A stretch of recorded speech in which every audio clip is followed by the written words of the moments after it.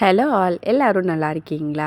அடிக்கிற வெயிலுக்கு இதமாக நாக்கில் வச்ச உடனே அப்படியே மெல்ட் ஆகி உள்ளே போகிற மாதிரி சூப்பரான ஒரு தயிர் சாதம் தாங்க பார்க்க போகிறோம்.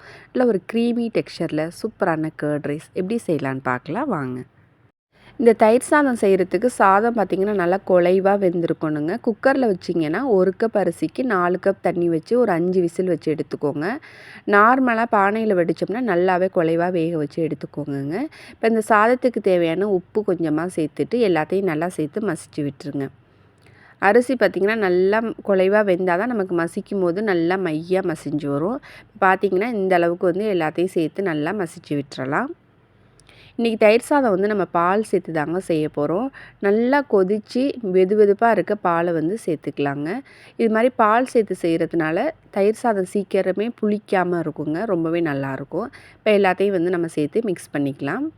நிறைய பேர் நினைப்பாங்க பால் சேர்த்தா சாதத்தில் பால் வாடை வருமோன்னு. ஆனால் கண்டிப்பாக வரவே வராது.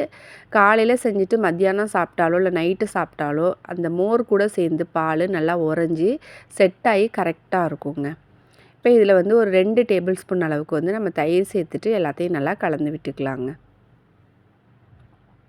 இந்த தயிரும் ஆல்ரெடி நம்ம வெது வெதுப்பாக சேர்த்துருக்க பாலுமே சேர்ந்து கரெக்டான பக்குவத்தில் நமக்கு வந்து ரெடி ஆயிரும்.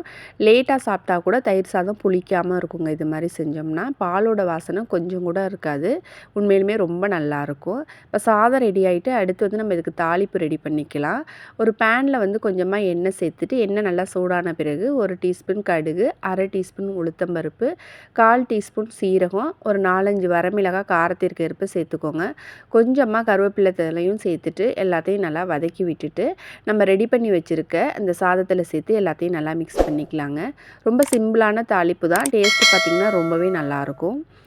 காரம் ரொம்ப மைல்டாக இருக்கும். சாப்பிட்றதுக்கு வந்து ரொம்பவே நல்ல டேஸ்ட்டாக இருக்குங்க. இந்த வெயில் காலத்துக்கு வயிற்றுக்கு நல்ல இதமான நல்ல ஒரு ரெஸ்டாரண்ட் ஸ்டைலில் வந்து நம்ம ஒரு க்ரீமி கர்ட் ரைஸ் பண்ணியிருக்கோம். ஒரு 5 ஸ்டார் ஹோட்டல் ஸ்டைலில் நல்லா ரிச்சாக இருக்கணுங்கிறதுக்காக கொஞ்சமாக மாதுளம்பழத்தை உதுத்துட்டு சேர்த்துக்கலாங்க. அவ்வளோதான். எல்லாத்தையும் நல்லா சேர்த்து மிக்ஸ் பண்ணிக்கலாம். உப்பு பார்த்துட்டு உப்பு பத்தலைன்னா கொஞ்சமாக சேர்த்துக்கோங்க. அவ்வளோதான். நல்லா க்ரீமியான டேஸ்டான நம்மளோட தயிர் சாதம் ரெடிங்க. அவ்வளோ அருமையாக இருக்கும். ஒன் டைம் செஞ்சிங்கன்னா வீட்டில் உள்ள எல்லோரும் விரும்பி சாப்பிடுவாங்க. லஞ்ச் பாக்ஸ்க்கெல்லாம் கொடுத்துட்டோம்னா மத்தியான நேரத்தில் புளிக்கவும் புளிக்காது.